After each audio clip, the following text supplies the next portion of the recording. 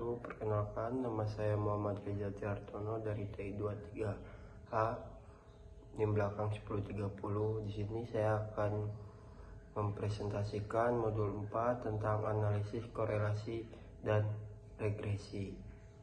Di sini saya mengambil data dari mahasiswa teknik industri sendiri, di mana saya mengambil nilai UAS jati diri bangsa dan nilai IPK. Berikut variabel view-nya, lalu berikut data view-nya. Lalu masuk ke analisis pengolahan data. Yang pertama masuk ke analyze, lalu deskripsi statik, masuk ke ekspor, lalu JDB, nilai JDB dimasukkan ke dependent list, lalu nilai IPK masukkan ke dependent list, lalu plot, lalu normality plot with test, continue, lalu oke. Akan keluar outputnya seperti ini.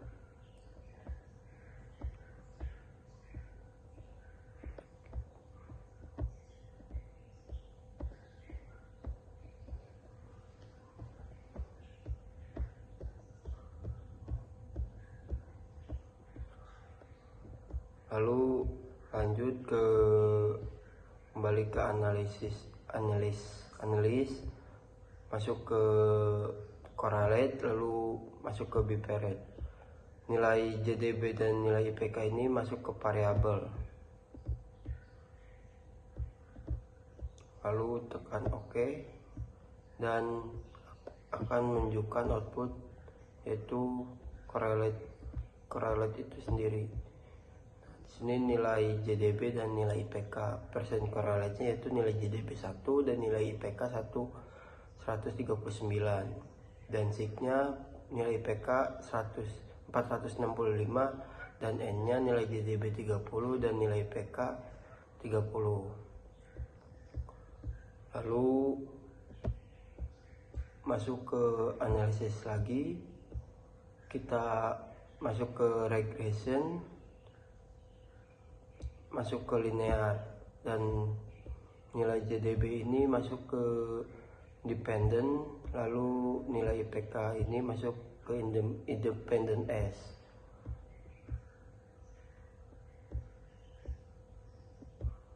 Lalu oke, dan akan keluar output seperti ini. Ada variabel inter remove, model summary, ANOVA, dan koefisien.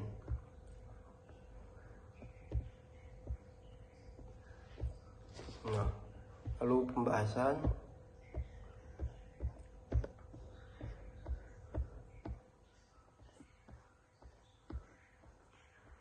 Bahasan yang pertama ada uji normalitas.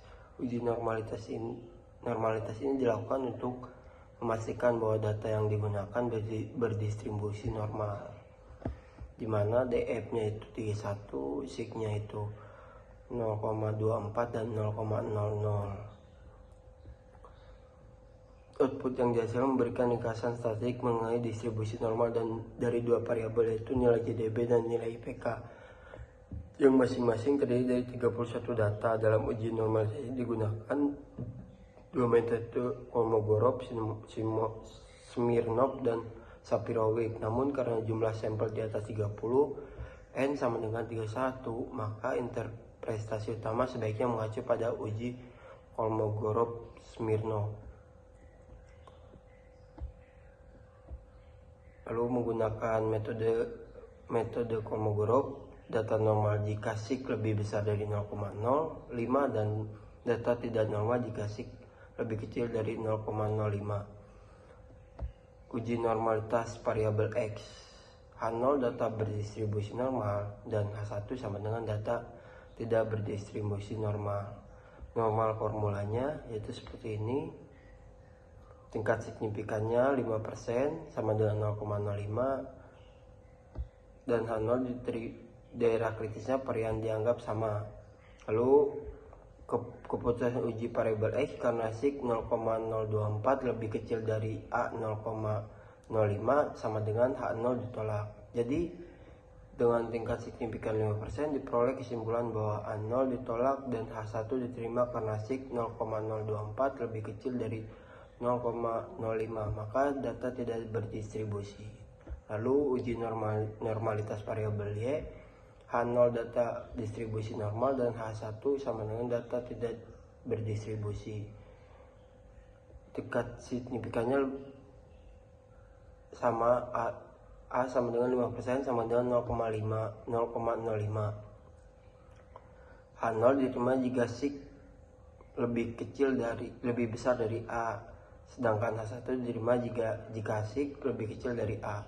Keputusan uji variabel Y karena SIG 0,000 lebih kecil dari A 0,05 sampai dengan H0 ditolak. Jadi dengan tingkat signifikan 5% diperoleh kesimpulan bahwa A0 ditolak dan H1 diterima karena SIG 0,000 lebih kecil dari A 0,05. Maka data termasuk ke distribusi tidak normal. Lalu masuk ke uji korelasi. Uji korelasi digunakan untuk mengetahui apakah ada korelasi signifikan antara variabel. Ya, di sini tabel korelasinya, hasil uji normalitasnya. Dan gambar sini menunjukkan hasil perhitungan uji korelasi pada SPSS yaitu koefisien korelasi X sama dengan 0,150, SIG duetelet sama dengan 0,00 dan A sama dengan 0,05 dari tabel sama dengan 0,3550. Lalu uji korelasi H0 tidak ada korelasi antara variabel nilai JDBX dan nilai IPKY. HA adalah korelasi antara variabel nilai JDBX dan nilai IPKY. Dan di sini masih sama formulanya, namun masuk ke keputusan uji karena SIG 0,00 lebih kecil dari A 0,05 dan R hitung menghasilkan 0,150 lebih kecil dari tabel R tabel 0,3550, maka data tidak ada korelasi yang signifikan. Jadi dengan tingkat signifikan 5% diperoleh kesimpulan bahwa H0 ditolak, maka tidak adanya korelasi antara variabel tinggi badan X dan ukuran sepatu. Variabel nilai JDB dan nilai JDBX dan nilai IPK Y. Dan berikut tabel tinggi nilai korelasinya. A0 lebih sampai A020 tidak ada korelasi. 021 sampai 040 korelasi lemah, 041 sampai 60 korelasi sedang, lalu sampai 0,81 sampai 1 korelasi sempurna. Lalu menentukan seberapa tinggi korelasi antara variabel tinggi badan X dan ukuran sepatu Y menggunakan nilai persen korelasi yaitu 0,15, artinya termasuk ke dalam kategori tidak ada korelasi. Kemudian arah hubungan dilihat dari tanda koefisien korelasi, karena pada percobaan ini tanda koefisien korelasi bersifat positif dan tidak ada yang negatif, maka arah variabel X dan variabel Y atau kedua variabel masing-masing sangat mempengaruhi atau tidak timpang tindih atau searah. Lalu uji regresi, dan ini tabel hasil uji regresi model summary. Berdasarkan output model summary diperoleh nilai koefisien korelasi R sebesar 0,150. Hal ini menunjukkan bahwa terdapat hubungan yang kuat antara variabel nilai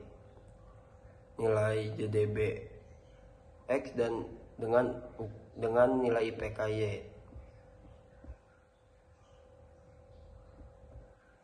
Selanjutnya nilai koefisien determinan R square sebesar 0,022 X 100% sama dengan 2,22%. Nilai koefisien determinan R square mengindikasi bahwa 2,2% variasi pada nilai IPK dapat dijelaskan oleh nilai JDB, sedangkan nilai sisanya sebesar 97,8% dipengaruhi oleh faktor lain di luar model regresi. Lalu ada hasil uji regresi ANOVA. Pada gambar di atas, model uji regresi ANOVA untuk melihat signifikan persamaan regresi dapat dilihat dari nilai F hitung sama dengan 0,666 dan dibandingkan dengan F tabel sama dengan 4,18. Uji regresi H0 sama dengan persamaan garis tidak bisa digunakan untuk prediksi, dan H sama dengan persamaan garis bisa digunakan untuk prediksi. Formulanya sama, namun dalam keputusan uji karena sig 0,00 lebih kecil dari A 0,05 dan F hitung keputusan uji karena sig 0,000 lebih kecil dari A 0,05 dan F hitung 0,66 lebih kecil dari F tabel 4,18. Jadi dengan tingkat signifikan 5% diperoleh kesimpulan bahwa H0 diterima dan HA ditolak, maka persamaan garis regresi tidak dapat digunakan untuk prediksi. Berdasarkan hasil ujian hipotesis, artinya persamaan garis regresi tidak dapat digunakan untuk prediksi. HA ditolak dan H0 diterima, jadi bisa disebut persamaan garis valid. Lalu masuk ke hasil uji regresi koefisien. Berdasarkan gambar menampilkan hasil koefisien dari tinggi badan, dari nilai JDB, nilai B pada Ostarseen koefisien untuk konstan yaitu minus 8,10 dan 106, dan untuk X yaitu 0,141 digunakan untuk menggambarkan persamaan regresi yang muncul. Jadi persamaan garis yaitu Y sama dengan minus 8,106 ditambah 0,141 X, Y sama dengan minus 8,106 ditambah 0,141 dalam kurung 90 sama dengan minus 8,106 plus 12,69 menghasilkan Y sama dengan minus 8,093. Dengan demikian, jika seseorang memiliki nilai JDB 90 berdasarkan model regresi, maka dapat diprediksi nilai IPK minus 8,093. Ya, berikut presentasi dari saya tentang modul 4 analisis korelasi dan regresi. Kurang lebihnya mohon maaf. Sekian, wassalamualaikum warahmatullahi wabarakatuh.